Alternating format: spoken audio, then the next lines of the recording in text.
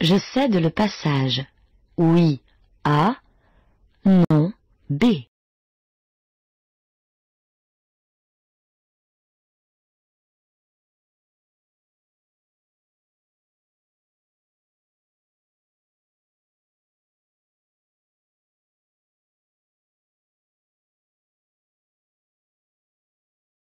Le piéton qui a terminé sa traversée ne me concerne plus, mais l'autobus a mis son clignotant gauche. Comme je circule en agglomération et que cet autobus s'apprête à quitter un arrêt qui lui est réservé, je suis tenu de lui céder le passage. Je peux dépasser? Oui. A. Non. B.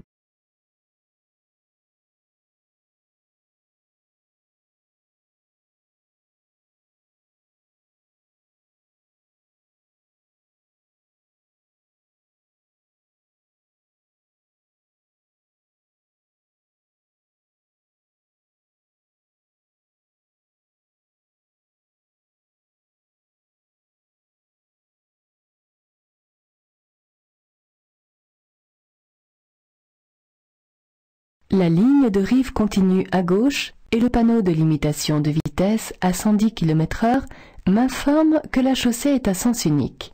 Mais comme une voiture visible dans le rétroviseur occupe déjà la voie de gauche, je ne dois pas dépasser le véhicule qui me précède. Pour éteindre un début d'incendie, je dirige l'extincteur vers le haut des flammes, A, la base des flammes, B.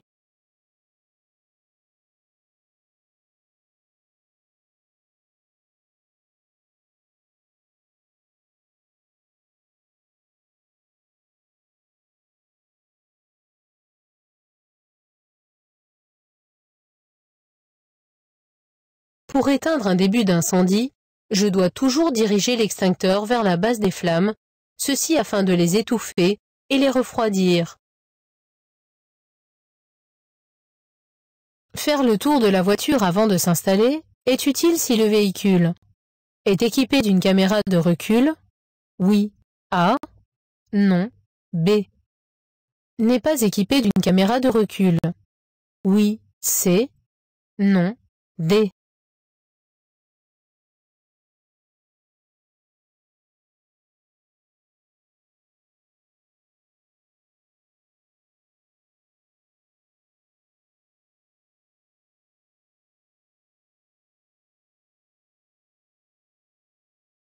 Une caméra de recul permet de voir la zone située à l'arrière, qui est totalement invisible depuis l'intérieur de la voiture. Mais il existe également un angle mort à l'avant. Faire le tour de la voiture avant de s'installer est utile, quels que soient les équipements. Non seulement cela permet de voir ce qui peut être caché dans les angles morts, mais aussi de détecter une anomalie, comme un pneu dégonflé par exemple. Je vais rencontrer un cassis ou dodane, A, un ralentisseur, B, une déformation naturelle de la chaussée, C, un passage à niveau, D.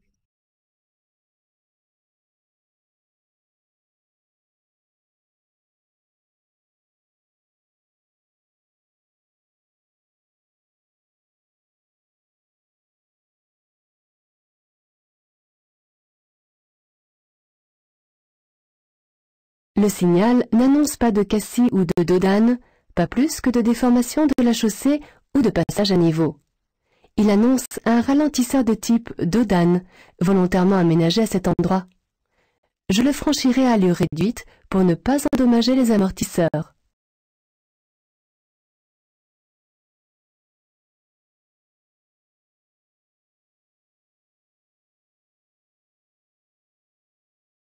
Je regarde les rétroviseurs, A, sur les côtés, B. Je démarre immédiatement, oui, C, non, D.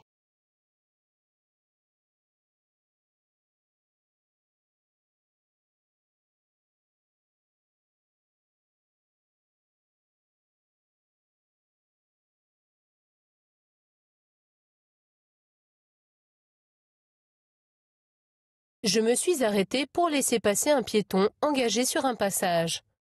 Avant de démarrer, je regarde les rétroviseurs pour m'assurer qu'un deux roues ne se faufile pas à droite ou à gauche.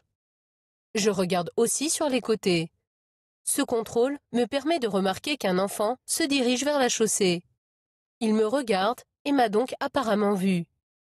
Comme je suis arrêté, il pense sans doute que je le laisse passer. Par conséquent, je reste arrêté pour lui céder le passage. Je ne démarre donc pas immédiatement.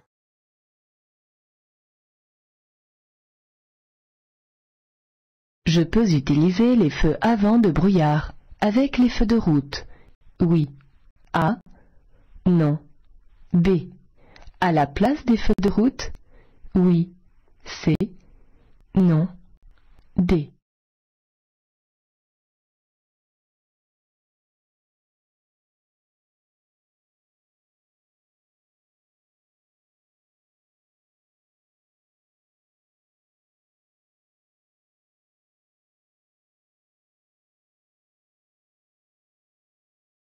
Circulant hors agglomération, sur une route sinueuse et étroite, je peux utiliser les feux avant de brouillard en complément des feux de route, ces derniers devant rester allumés. Ainsi, je verrai mieux sur les bas-côtés. Mais, si je croise un véhicule, je devrais repasser en feu de croisement. Les flèches vertes m'autorisent à passer sans m'arrêter. Oui. A. Non. B.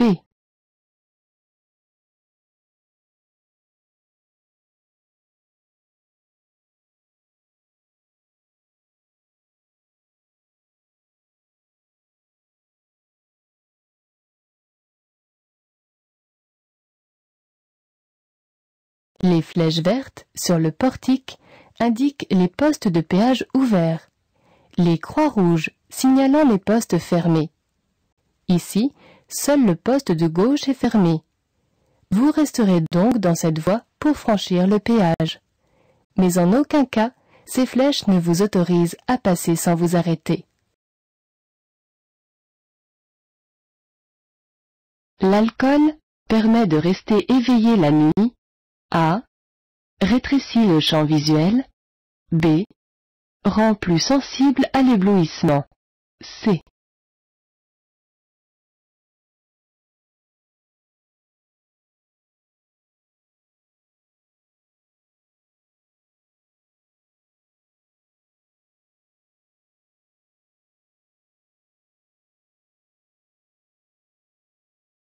La consommation d'alcool diminue fortement les capacités du conducteur. L'alcool ingéré entraîne un rétrécissement du champ visuel et rend aussi plus sensible à l'éblouissement. Un conducteur mettra aussi plus de temps pour retrouver une vision normale après avoir été ébloui. L'alcool ne permet pas de rester éveillé, au contraire, il accélère la fatigue. Dans cette agglomération, les travaux se situent à 150 mètres. Oui. A. Non. B. Je ralentis. Oui. C. Non. D.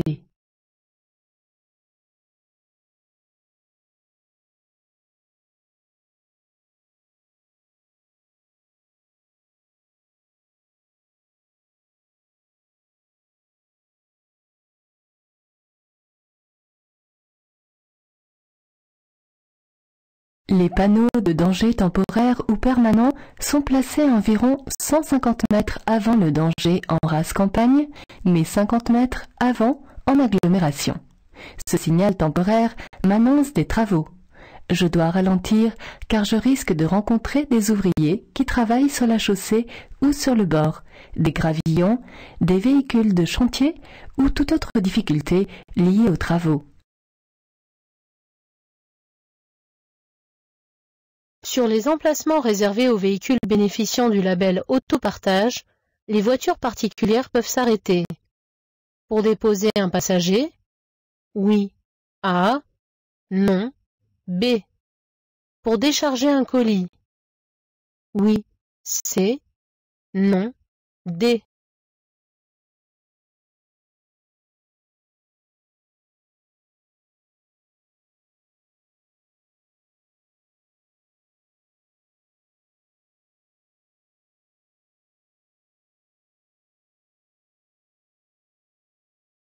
L'autopartage permet d'utiliser un véhicule pour une très courte durée.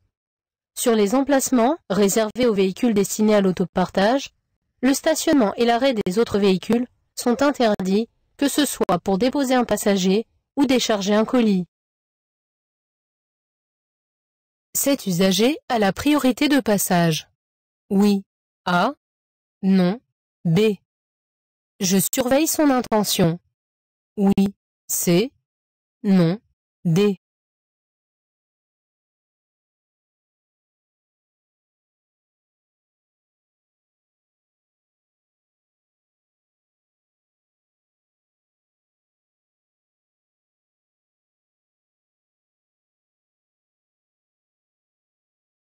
Je circule hors agglomération et il n'y a aucune balise d'intersection ou de panneau de direction. Si j'abordais une priorité à droite, la ligne de rive serait interrompue au niveau de l'intersection. Cet usager débouche donc d'un chemin de terre. Il doit me céder le passage avant de s'engager. Je passe, tout en surveillant son intention, car je ne suis pas à l'abri d'une erreur de sa part.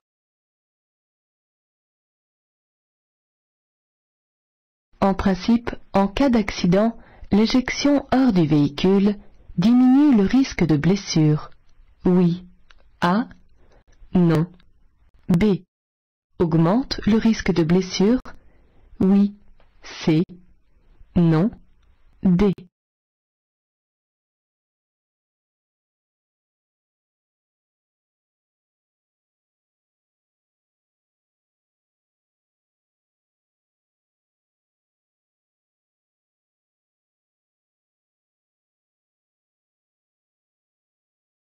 L'éjection hors de la voiture est l'événement à plus haut risque. Lorsqu'il y a retournement du véhicule, elle est mortelle dans 9 cas sur 10. Incontestablement, l'éjection augmente de façon considérable le risque de blessure et leur gravité. Pour ne pas y être exposé, j'attache ma ceinture et j'invite mes passagers à faire de même. L'éblouissement constitue un danger pour un conducteur qui a le soleil. De face, oui. A. Non. B. De dos, oui. C. Non. D.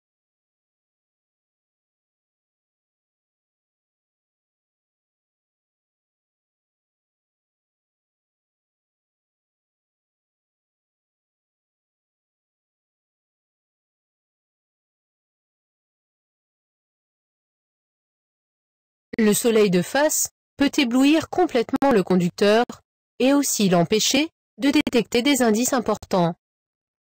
Mais quand le soleil est de dos, il ne faut pas oublier que les usagers en face l'ont devant eux et peuvent être éblouis à leur tour. Ils risquent donc de ne pas nous voir. L'éblouissement peut être un danger potentiel pour un conducteur, aussi bien s'il a le soleil de dos que de face.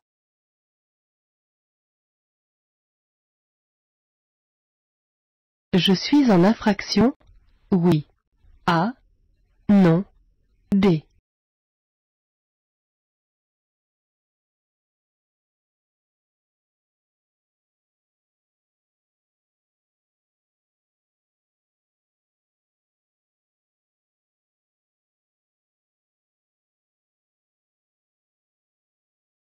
En marche normale, je dois circuler sur la voie la plus à droite. Mais cette règle ne s'applique pas lorsque, comme ici, des panneaux de direction précisent que la voie de droite ne conduit pas à la même destination que celle de gauche. Je ne suis donc pas en infraction. Je m'engage. Oui. A. Non. B.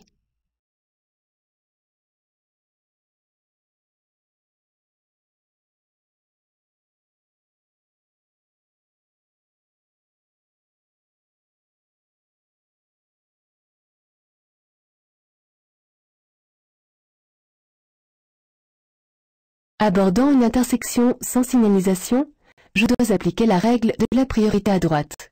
Je cède donc le passage à la voiture qui débouche de la rue de droite.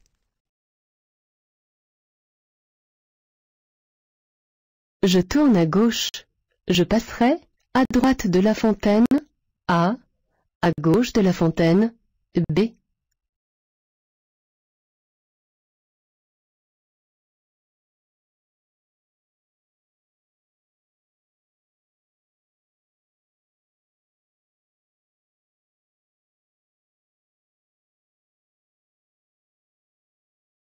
Un obstacle qui se trouve sur la chaussée doit être contourné par la droite lorsqu'il empêche la progression directe du véhicule, ce qui n'est pas le cas ici.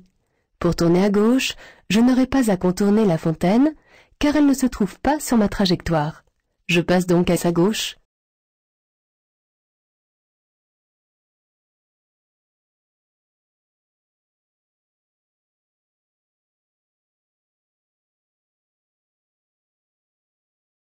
Je profite de l'espace libre à droite pour m'y insérer rapidement. Oui. A. Non. B.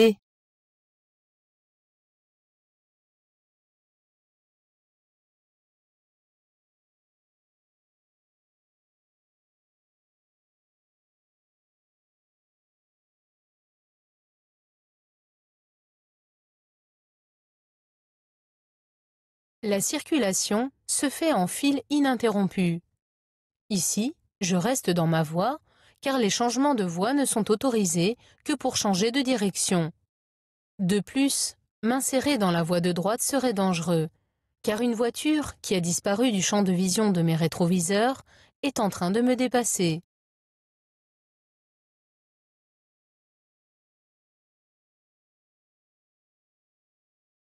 Pour éviter une surconsommation de carburant, je retire de mon véhicule les objets inutiles. A. Je centre bien mon chargement.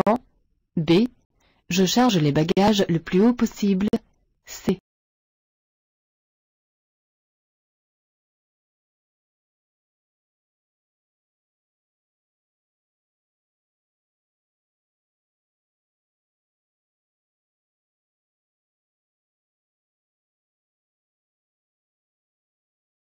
Plus mon véhicule est chargé, plus il consomme de carburant. Par conséquent, en retirant des objets inutiles, je ferai des économies. J'en ferai également en centrant bien mon chargement. En revanche, pour une conduite plus économique et une meilleure tenue de route, je charge mes bagages le plus bas possible. Je remplace mes balais d'essuie-glace. 2 fois par an. A. Tous les 2 ans. B.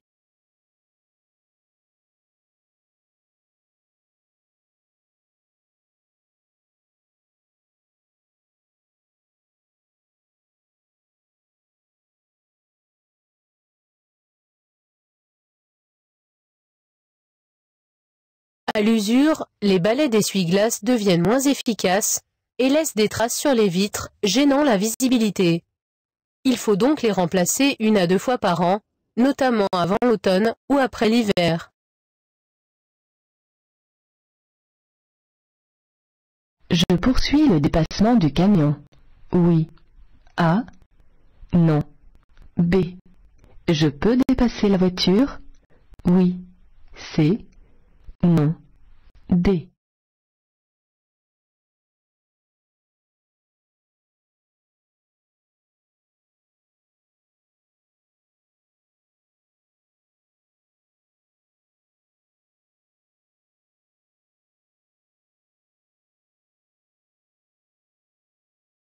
La ligne de rive continue à gauche m'informe que je suis sur une chaussée à sens unique.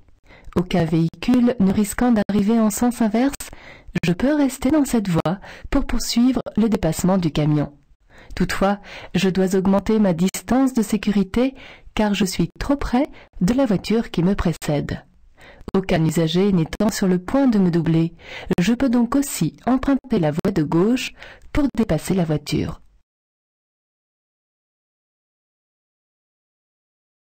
L'éblouissement peut entraîner de la fatigue. Oui. A. Non. B. Un aveuglement complet. Oui. C. Non. D.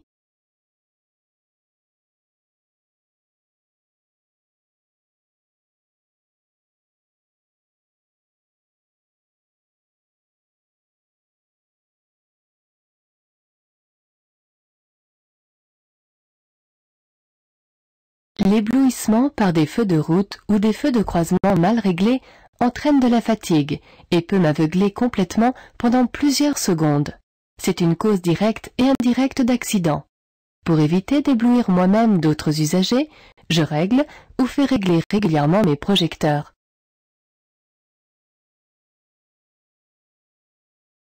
Je m'arrête. A. Je passe. B.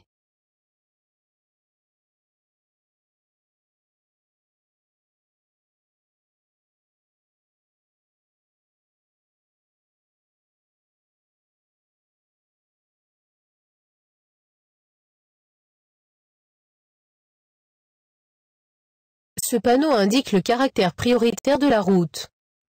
Si les feux ne fonctionnaient pas, je passerais sans céder le passage, ni à la moto, ni à la voiture rouge.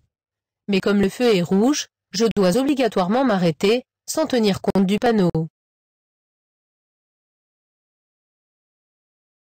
Derrière la voiture verte, je peux m'arrêter dans le cas numéro 1, A, numéro 2, B. Je peux stationner dans le cas numéro 1, C, numéro 2, D.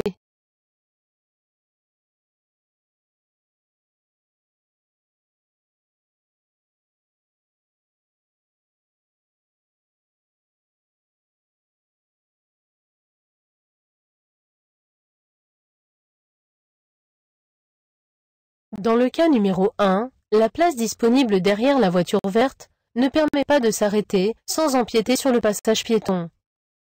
Je ne peux donc ni y stationner, ni m'y arrêter. Dans le cas numéro 2, la ligne jaune discontinue interdit le stationnement mais pas l'arrêt. Je peux donc me garer derrière la voiture verte, mais uniquement pour y faire un arrêt. Ce panneau annonce la proximité d'une école à 50 mètres. Oui. A. Non. B.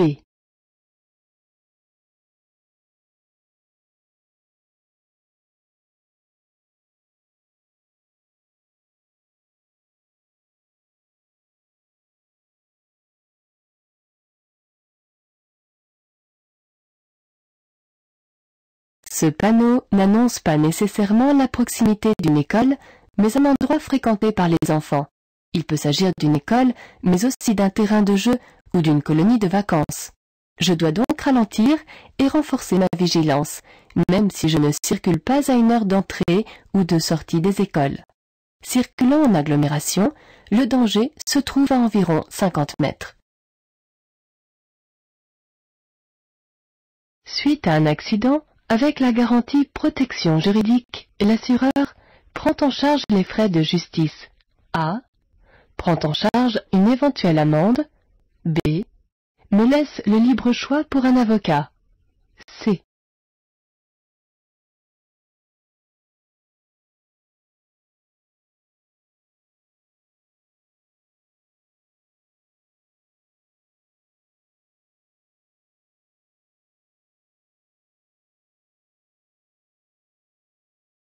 La garantie protection juridique permet à l'assureur de prendre en charge les frais de justice et me laisse la liberté de choisir moi-même un avocat. Mais aucune garantie ne rembourse une amende qui sera toujours entièrement à ma charge.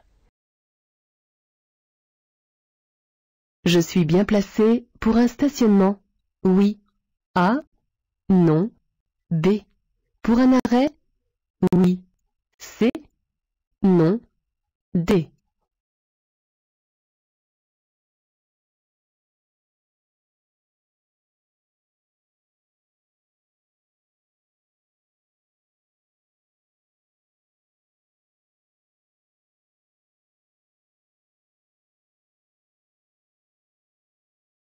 Immobilisé sur la chaussée, à proximité d'un sommet de côte, mon véhicule constitue un danger pour la circulation. En effet, à cet endroit sans visibilité, les usagers arrivant par l'arrière devront se déporter à gauche pour le contourner, au risque d'entrer en collision avec ceux qui arriveraient en face. Par conséquent, je ne suis bien placé ni pour un stationnement, ni pour un arrêt. Devant les camionnettes, je peux me garer. Pour acheter un journal? Oui. A. Non. B. Pour déposer un passager?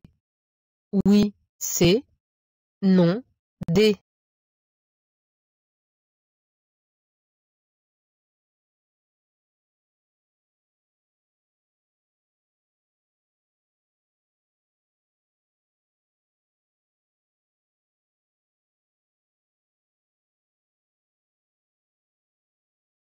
La voie de droite, séparée par une large ligne, est réservée aux autobus. Les autres véhicules n'ont pas le droit d'y circuler, d'y stationner, ni même de s'y arrêter. En conséquence, je ne dois pas me garer dans cette voie, ni pour acheter un journal, ni pour déposer un passager. S'arrêter pour acheter un journal est d'ailleurs considéré comme un stationnement. Les camionnettes immobilisées dans cette voie sont donc en infraction.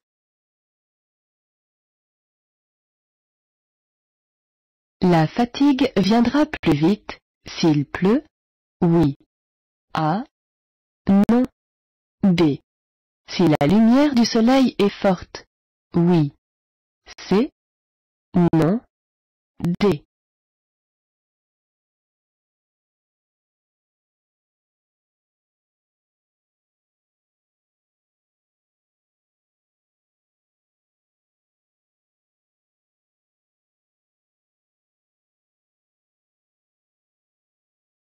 La conduite par temps de pluie exige une attention plus soutenue et un effort visuel plus important, accélérant inévitablement l'apparition de la fatigue. Le battement régulier des essuie-glaces peut provoquer progressivement une somnolence. La lumière du soleil, si elle est forte, accélère également l'arrivée de la fatigue, surtout si je ne porte pas de lunettes de soleil. Lorsque je rencontre ces difficultés, je m'arrête plus fréquemment pour faire une pause. Je peux rouler à 90 km/h, A. 110 km/h, B. 130 km/h, C.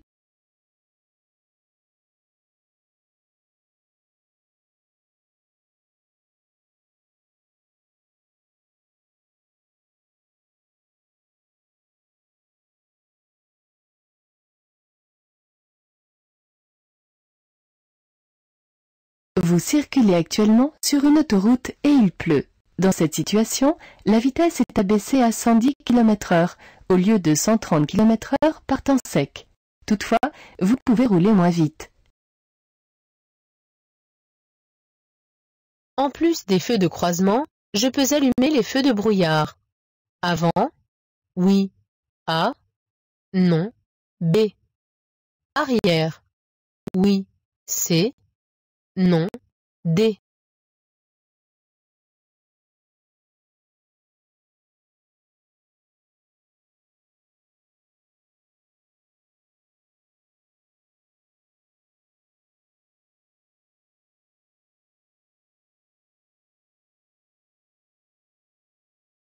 La présence de brouillard m'autorise à allumer les feux de brouillard avant, en complément ou en remplacement des feux de croisement. Dans ces conditions, pour être mieux vu par les usagers qui arrivent derrière moi, je peux aussi allumer les feux de brouillard arrière.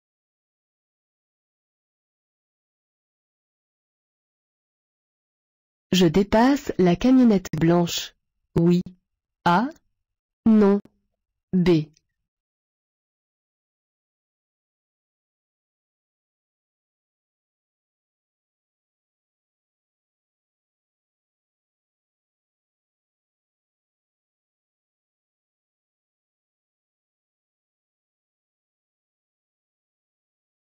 Sur cette chaussée à 3 voies, je suis séparé des usagers qui circulent en sens inverse par une ligne continue. Donc, aucun usager ne risque d'arriver en face. Cependant, je ne peux pas dépasser la camionnette blanche car elle a actionné son clignotant gauche, m'informant ainsi de son intention de dépasser d'autres véhicules. Une portière risque de s'ouvrir dans la zone numéro 1. Oui. A. Non. B. Numéro 2. Oui. C. Non. D.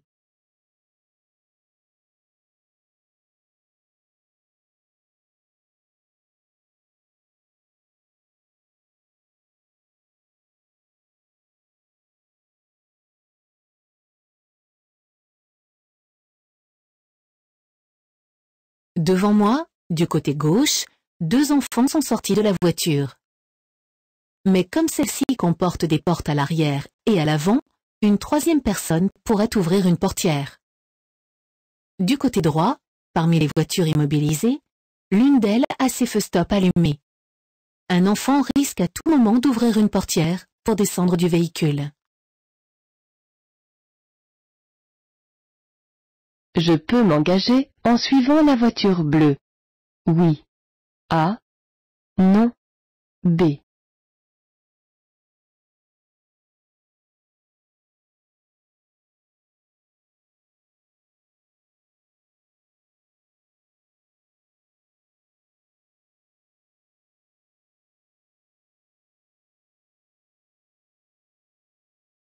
Le camion qui vient de droite est en stationnement puisqu'il n'a pas de conducteur. Les 2 piétons traversent la chaussée transversale. Je leur céderais le passage si je tournais à droite. Mais comme je continue en face, je peux m'engager en suivant la voiture bleue. Je laisse une distance latérale suffisante pour croiser les piétons en prévision d'un écart de leur part.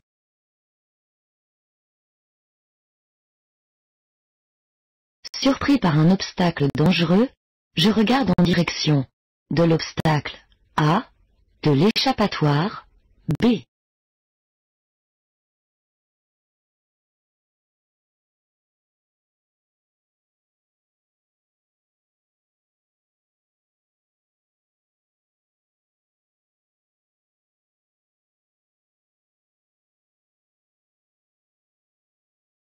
Le mouvement suit le regard.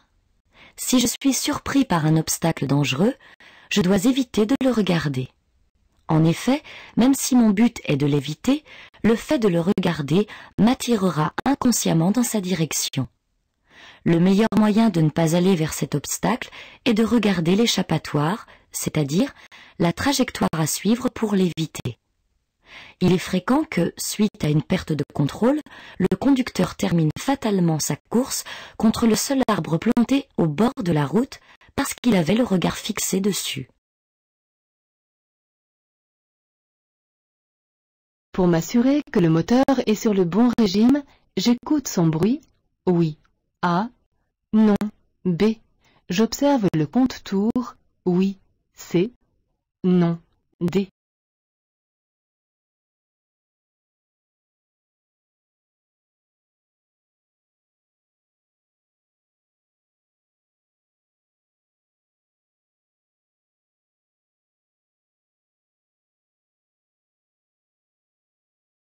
Pour éviter une surconsommation de carburant, je m'assure que le moteur tourne à un régime adapté. Pour cela, j'écoute son bruit et j'observe fréquemment le compte-tours. Dans des conditions normales, le régime maximum pour passer le rapport de vitesse supérieure se situe entre 2000 et 2500 tours par minute. Une bonne installation doit permettre de bien voir dans les rétroviseurs, A, de téléphoner en regardant la route, B, de débrayer à fond, C.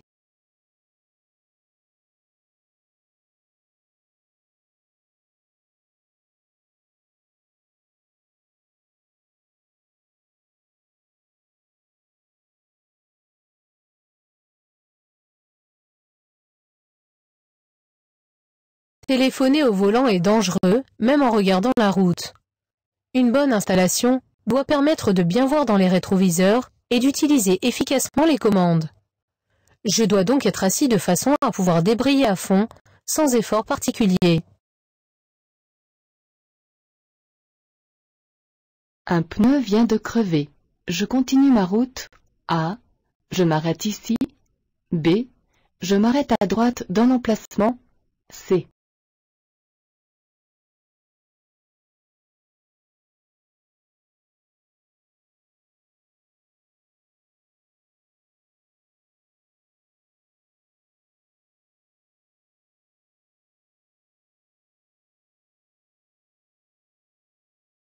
Continuer à rouler avec un pneu crevé sous un tunnel aussi long peut constituer un réel danger. Un arrêt ici, sur la voie, serait aussi très dangereux. Par conséquent, j'allume les feux de détresse et je profite de l'emplacement d'arrêt d'urgence tout proche pour m'arrêter à l'abri de la circulation.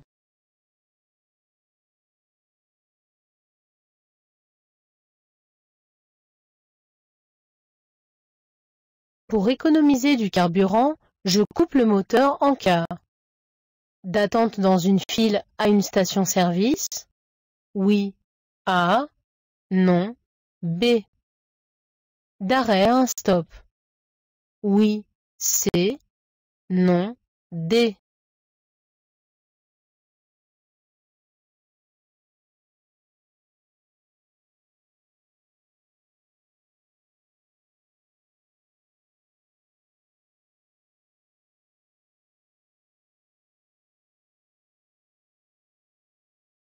Laisser tourner le moteur à l'arrêt fait consommer du carburant.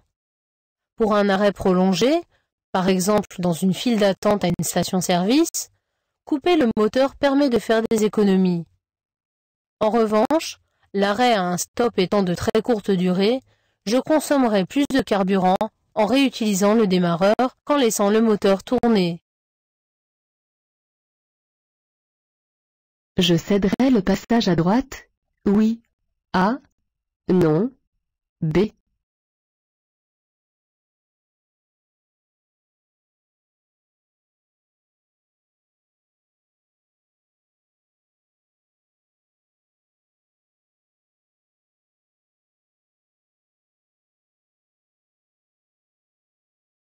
Le feu est vert. Je m'engage sans céder le passage. Les véhicules venant de la rue de droite sont arrêtés au feu rouge. Toutefois, je ralentis car, en raison de la faible visibilité, je pourrais être surpris par un usager qui n'aurait pas vu le feu.